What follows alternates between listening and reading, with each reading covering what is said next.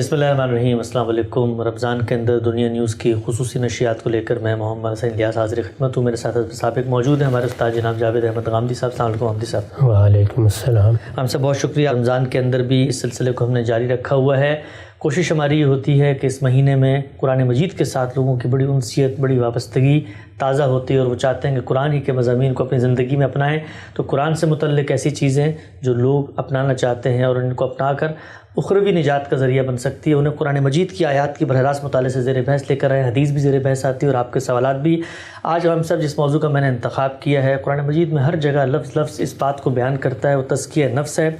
سورہ اعلیٰ کی ایک آیت میرے سامنے ہے، اس کا ترجمہ ہے البتہ فلاح پا گیا وہ جس نے پاکیزگی اختیار کی اور اس کے لیے اپنے رب کا نام یاد کیا اور نماز پڑھی۔ ہم صاحب اس کی تفسیر میں لکھتے ہیں کہ دین کا مقصد یہی پاکیزگی یعنی تزکیہ ہے، جس کا صلہ روز قیامت انسان کو فردوس بری کی صورت میں ملے گا۔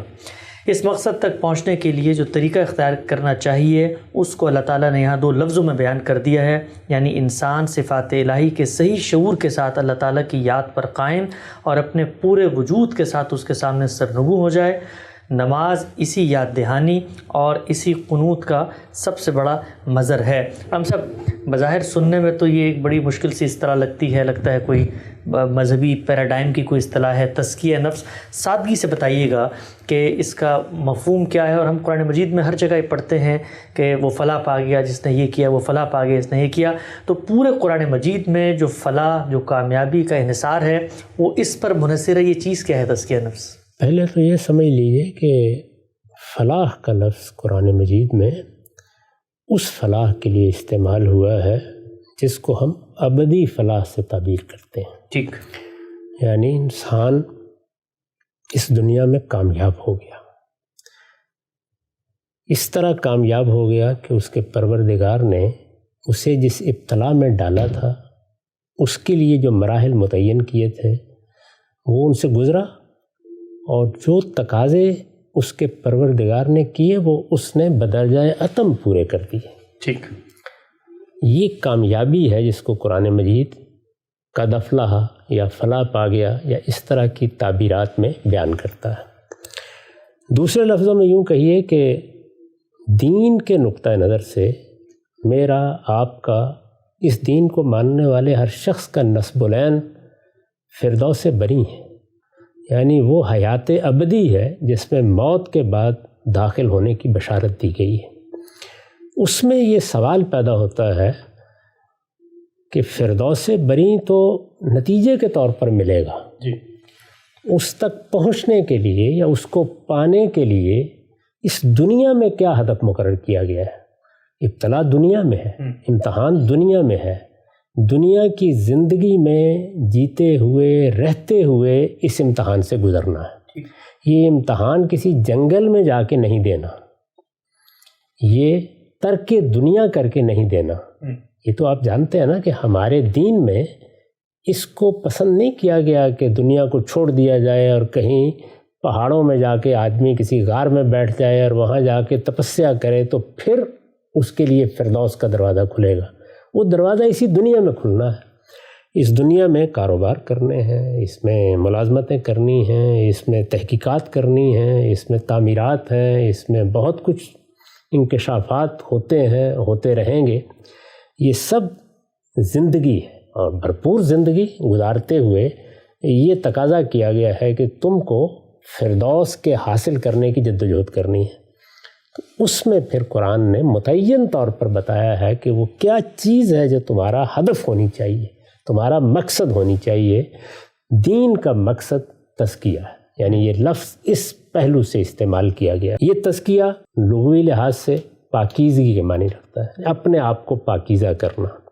عربی زبان میں یہ زال سے بھی آتا ہے اور زے سے بھی۔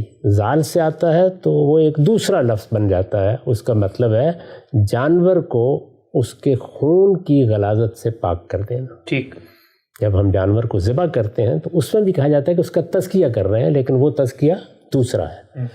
یہ تزکیہ انسان کا اپنے نفس کو پاکیزہ بنانا ہے۔ تو دین میں اصل ہدف کی حیثیت اسی کو حاصل ہے، پاکیزگی، پیوریفیکیشن۔ اس کو آپ جس دوسرے لفظ سے چاہے ادا کر لیں، یہ تزکیہ ہے۔ جب یہ دین کا مقصد ہے تو دیکھیے اسی کو ایک جامع تعبیر کی حیثیت سے اختیار کر کے قرآن مجید نے بشارت دی ہے، قد افلح من زکاہا وقد خاب من دساہا، جس نے اپنے نفس کو پاکیزہ بنا لیا وہ فلاح پا گیا، اور جس نے اس کو آلودہ کر لیا وہ خائب و خاسر ہوا۔ اس سے یہ بات بالکل واضح ہو گئی کہ دین میں ہدف کی حیثیت، اس دنیا میں دین میں کے مقصد کی حیثیت صرف تزکیہ کو حاصل ہے۔ ٹھیک، یہ اگر معنی واضح ہو گئے ہیں تو اب اس کے بعد قرآن مجید کی جب ہم مراجعت کرتے ہیں کہ یہ تزکیہ کیسے حاصل ہوگا، تو وہ اس کا نہایت واضح متعین جواب دیتا ہے۔ وہ یہ کہتا ہے کہ ہم نے اپنے پیغمبر اس لیے بھیجے تھے کہ وہ آ کر ہماری آیات لوگوں کو سنا دیں، یہ تو اللہ کا پیغام پہنچانے کی ذمہ داری ہے، وہ ادا کریں، اور پھر اللہ تعالیٰ کی طرف سے اس پیغام کے ذریعے سے جو قانون اور حکمت دی گئی ہے اس کی تعلیم لوگوں کو دیں۔ اس کا نتیجہ کیا نکلے گا؟ جب وہ اس قانون اور حکمت کو اپنی زندگی میں اختیار کر لیں گے تو تزکیہ ہو جائے گا، یعنی انہیں پاکیزگی حاصل ہو جائے گی۔ تو گویا پاکیزگی حاصل کرنے کا طریقہ کیا ہے؟ اللہ کے پیغمبروں کے ذریعے سے جو قانون و حکمت دیا گیا ہے اس کو اپنا دستور عمل بنا لینا، اس کو اپنی زندگی میں اختیار کر لینا، اس کو اپنے شب و روز میں اپنا لینا، اس کے مطابق اپنی انفرادی اور اجتماعی زندگی کو منظم کر کے زندگی بسر کرنا۔ ٹھیک، نقطہ بالکل واضح ہو گیا۔ میرے سامنے سورہ شمس کی ایک اور آیت ہے جس میں یہی مضمون زیر بحث ہے۔ ارشاد فرمایا کہ روز قیامت شدنی ہے، اس لیے فلاح پا گیا وہ جس نے تزکیہ نفس کیا اور نامراد ہوا جس نے اسے آلودہ کر دیا۔ غام صاحب اسی آیت کی تفسیر میں لکھتے ہیں، یہ نتیجہ ہے جس کے لیے قیامت برپا کی جائے گی۔ انبیاء علیہ السلام جس چیز کی دعوت دیتے ہیں وہ یہی تزکیہ ہے جس کے حاملین کو ان آیتوں میں فلاح کی بشارت دی گئی ہے۔ انبیاء کی ہدایت میں غایت اور مقصود کی حیثیت اسی کو حاصل ہے۔ اس کے معنی کسی چیز کو علائشوں سے پاک کرنے کے بھی ہیں اور نشو و نما دینے کے بھی۔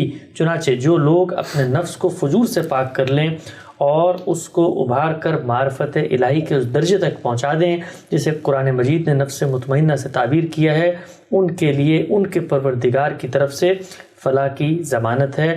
دین اصلاً اسی مقصود کو پانے اور اسی غایت تک پہنچنے میں انسان کی رہنمائی کے لیے نازل کیا گیا۔ غم صاحب قرآن مجید میں اصطلاح آتی ہے نفس مطمئنہ کی۔ ہم آج دیکھتے ہیں کہ انسان کے اندر جو سب سے بڑا اضطراب ہے وہ یہی ہوتا ہے کہ جی اطمینان حاصل نہیں ہے، اور ایک نوعیت کا اضطراب ہے، پتہ نہیں ہوتا کہ زندگی میں کیا کرنا ہے، کہاں جائیں گے۔ قرآن کہتا ہے کہ جب آپ اس راستے پر پڑتے ہیں تو آپ نفس مطمئنہ بن جاتے ہیں۔ یہ کیا مراد ہے؟ جب مقصد معلوم ہو گیا، جتنے پہلو اضطراب کا باعث بن سکتے تھے وہ ختم ہو گئے۔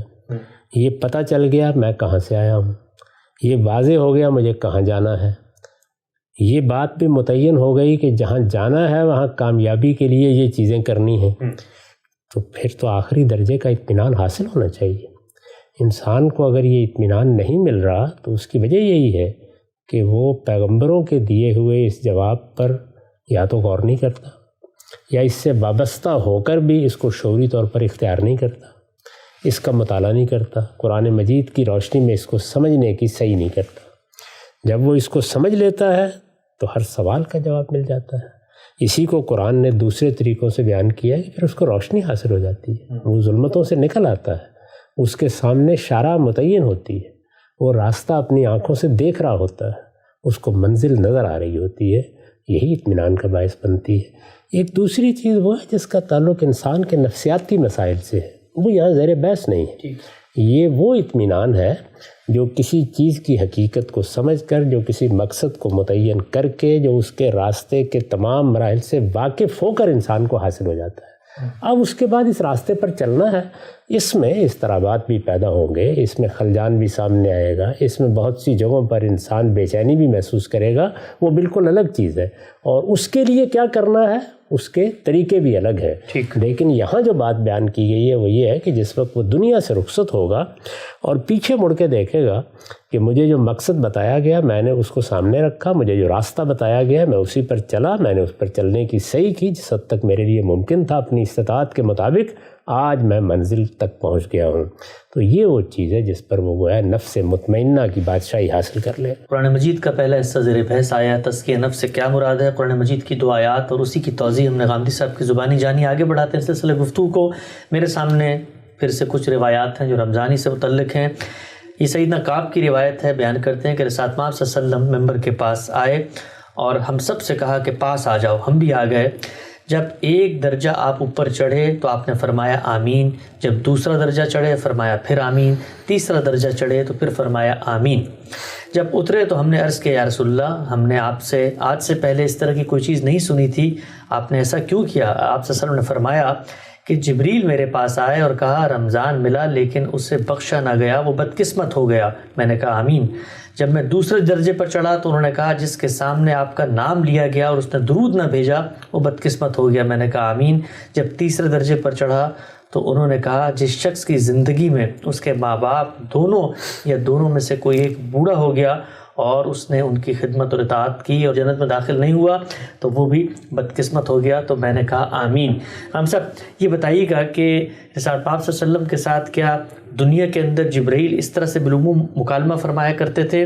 اور جو چیز یہاں پہ زیر بحث آئی رمضان کے حوالے سے بھی کہ رمضان جیسی نعمت ملی لیکن اس سے استفادہ نہیں کیا تو وہ بدقسمت رہا، فرمایا۔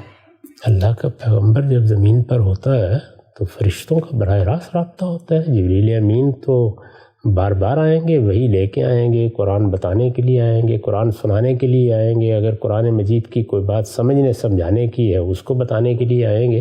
چنانچہ روایتوں سے یہ معلوم ہوتا ہے کہ جبریل کا آنا تو شب و روز ہوتا تھا۔ یہ بھی معلوم ہے ہمیں کہ ایک موقع پر تو وہ انسانی صورت میں آئے، رسالت مآب صلی اللہ علیہ وسلم کی مجلس میں آ کے بیٹھ گئے اور وہاں وہ مکالمہ ہوا جس کے بارے میں نے یہ بتایا ہے، بارہا اس طرف توجہ دلائی ہے کہ حدیث کے پورے ذخیرے میں اس کو گویا سرنامے کی حیثیت حاصل ہے۔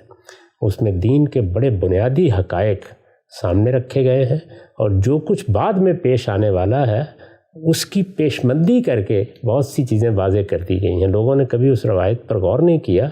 حدیث جبریل جس کو کہا جاتا ہے، یہ حقیقت ہے کہ اگر اس کو محکم پکڑ لیا جائے، قرآن مجید کا مطالعہ کیا جائے اور اس کا جو خلاصہ اس میں بیان ہوا ہے اس کو محکم پکڑ لیا جائے تو یہ فرقے بندیاں اور یہ جس طرح کے ہمارے ہاں بحثیں ہوتی ہیں اور جس طرح سے یہ امت تفریق میں مبتلا ہوتی ہے یہ سب ختم ہو جائے۔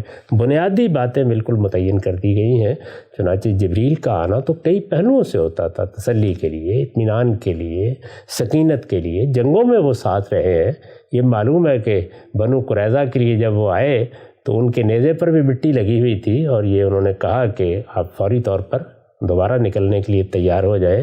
اسی طرح گھر میں ان کے آنے کے بہت سے واقعات روایتوں میں بیان ہوئے ہیں جس میں رسالت مآب صلی اللہ علیہ وسلم کو تشویش بھی ہوئی جب وقت دیا گیا اور اس پر وہ نہیں آئے اور باہر نکلے تو انہوں نے یہ کہا کہ آپ کے ہاں ایک چھوٹا سا پلہ کہیں تخت کے نیچے موجود تھا، اس کو نکال دیجئے، ہم لوگ ان کی موجودگی میں گھروں میں نہیں آتے۔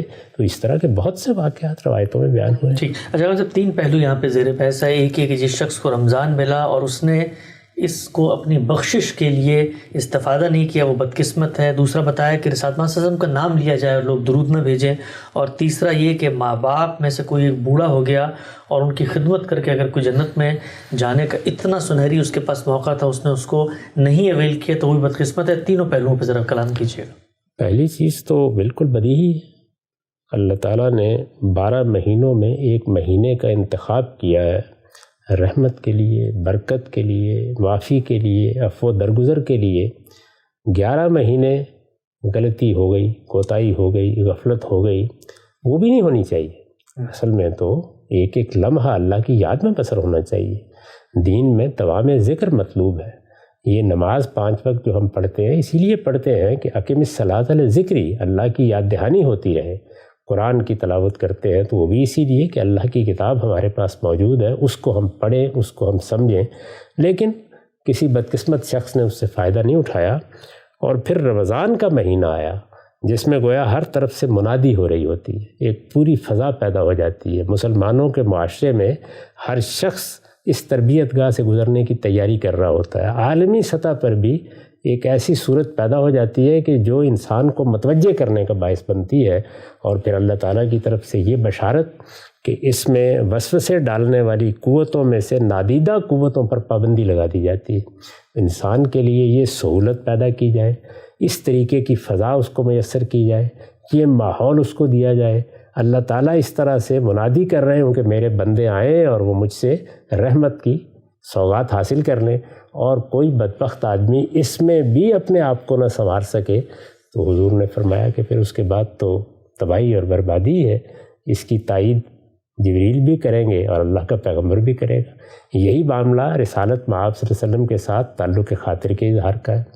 اللہ کا پیغمبر زمین پر موجود ہو اور کوئی شخص اس کے ساتھ منافقت کا رویہ اختیار کر لے، تو یہ جس خاص پس منظر میں بات کہی گئی ہے، اس کو قرآن کی روشنی میں سمجھنا چاہیے۔ یہ اس وقت کا مسئلہ نہیں ہے ہمارا، یہ مسئلہ ہے کہ جس وقت رسالت مآب صلی اللہ علیہ وسلم کی ذات کو، خاندان کو ہدف بنا دیا گیا تھا، اس میں اللہ تعالیٰ نے مسلمانوں سے یہ تقاضا کیا کہ ایک طرف منافقین ہیں، وہ ایک کے بعد دوسرا اسکینڈل بناتے چلے جا رہے ہیں، پورا گھر ان کے فتنوں کی زد میں ہے، پیغمبر کی ذات کو بھی ہر تکلیف پہنچانے کے لیے وہ بےتاب ہیں۔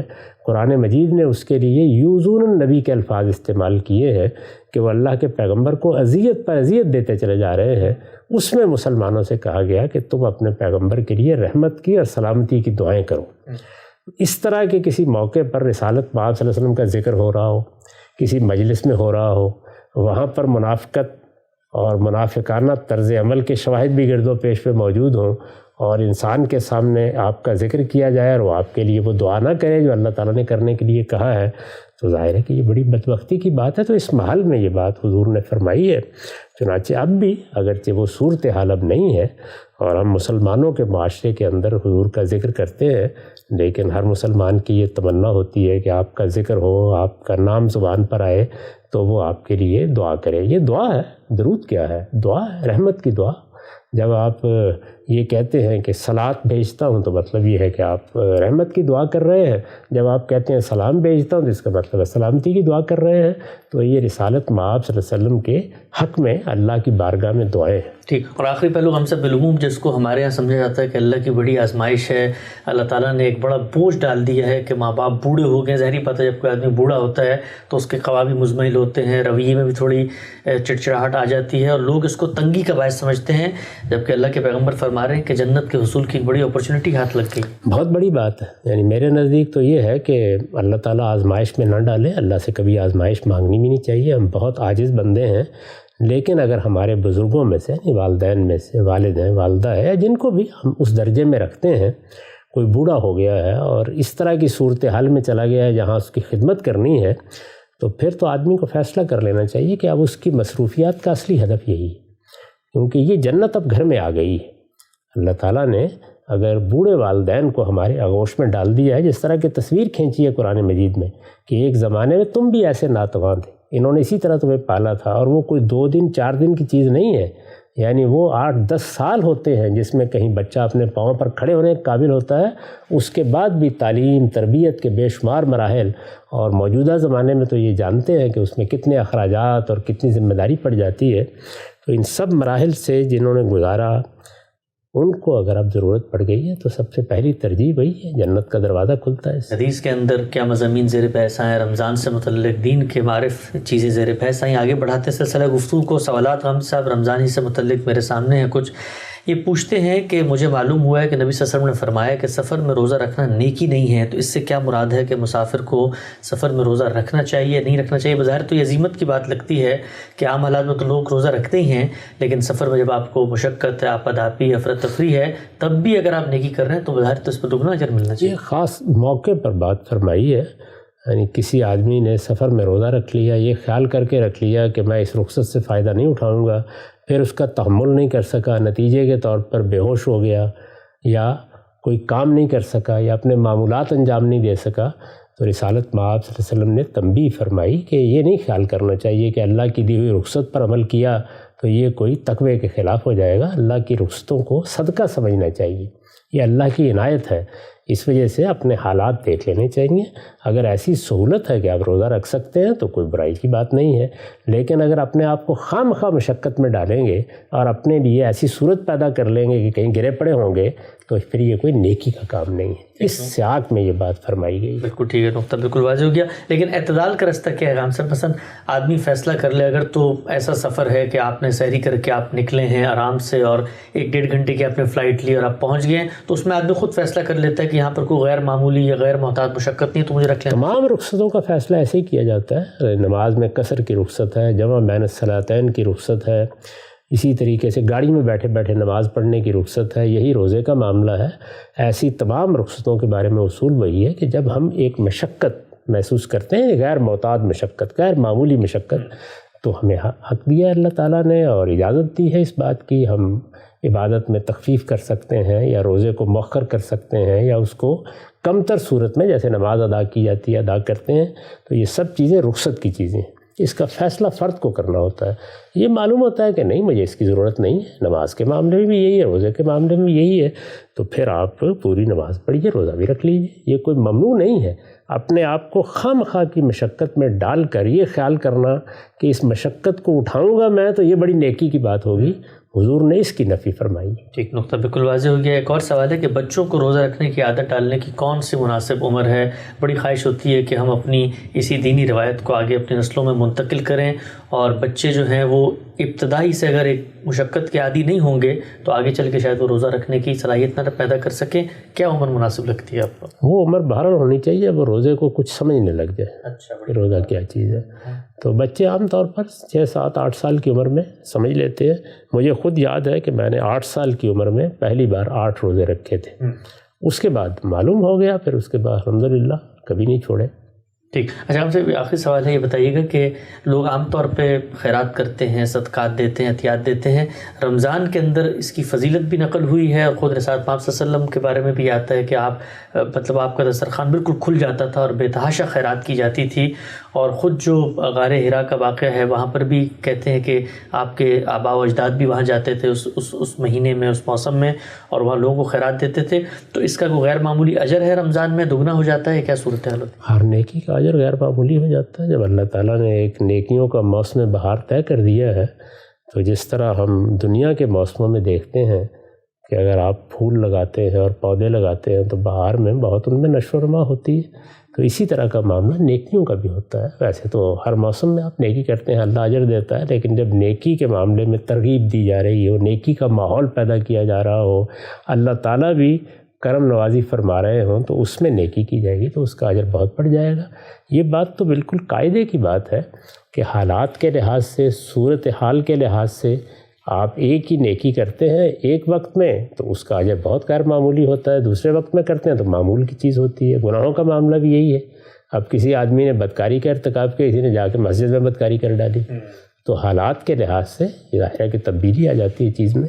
تو رمضان کا مہینہ ہے، اسی طرح آپ حرم میں گئے ہوئے ہیں، اسی طریقے سے آپ کوئی اور نیکی کا موسم ہے جس میں آپ اللہ کی راہ میں خیرات کرتے ہیں، صدقہ کرتے ہیں، تو اس کا اجر بہت غیر معمولی ہوگا. نقطہ بالکل واضح ہو گیا. ہم سے توضیحی پہلو واضح کر کے ہم پروگرام کے خاتمے کی طرف بڑھتے ہیں. یہ نیکی کا اعلان، اس کے بارے میں کیا آپ کا نقطہ نظر ہے؟ کیونکہ ہم یہ دیکھتے ہیں کہ رمضان کے اندر بہت سارے لوگ نیکی کر رہے ہوتے ہیں، لیکن بڑی اعلانیہ ہوتی ہے، کوئی راشن تقسیم ہو رہا ہے تو وہاں بھی تصویریں کھنچوائی جا رہی ہیں، فیس بک پہ پوسٹ کی جا رہی ہیں. تو دین کیا کہتا ہے کہ نیکی کر کے دریا میں ڈالنی چاہیے یا نیکی کر کے فیس بک پہ ڈالنی چاہیے؟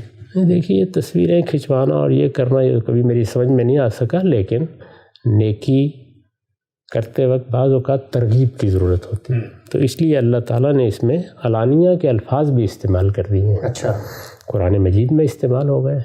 یعنی آپ چھپا کر کریں، جیسے کہا جاتا ہے نا کہ آپ دائیں ہاتھ سے کریں تو بائیں کو خبر نہ ہو، اس میں کوئی شک نہیں کہ وہ بڑی نیکی ہوگی. جیسے نماز میں دیکھیے کہ جو نمازیں ہم 5 وقت پڑھتے ہیں لیکن رات کے وقت اٹھ کے اگر اللہ کے سامنے کھڑے ہوں تو اس کا اجر غیر معمولی ہے.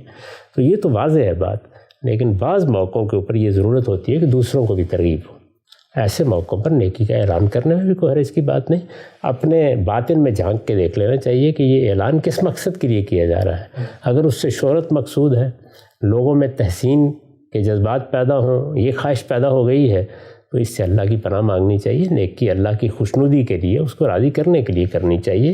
دوسروں کو بعض اوقات کسی عمومی ترغیب کے لیے، غریب لوگ ہیں ان کی مدد کرنے کے لیے لوگ بھی نکلیں، مریض ہیں، مسافر ہیں، ان کے لیے کوئی اس طرح کی ترغیب کی صورت پیدا کرنی ہے، اس میں علانیہ بھی اگر آپ نیکی کریں تو کوئی حرج کی بات نہیں. نقطہ بالکل واضح ہو گیا. رمضان کے اندر غامدی صاحب کے ساتھ استفادے کا خصوصی سلسلہ جاری ہے. وقت یہاں پہ ختم ہوتا ہے. دوبارہ حاضر خدمت ہوں گے کل انشاءاللہ اسی وقت. اب تک آپ کو بہت شکریہ.